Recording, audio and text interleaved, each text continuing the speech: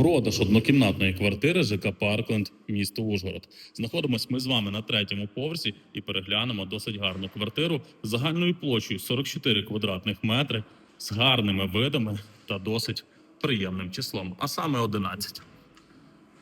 Передпокій має 7 квадратних метрів і праворуч знаходиться санвузол. До речі, по усій квартирі розміщується тепла підлога. Прямо по курсу житлова кімната. Вона досить світла та простора за рахунок панорамних вікон. Вікна, до речі, алюмінієві з утеплювачем. Ось такі види з вікна кімнати. І, до речі, ми навіть з вами бачимо гори.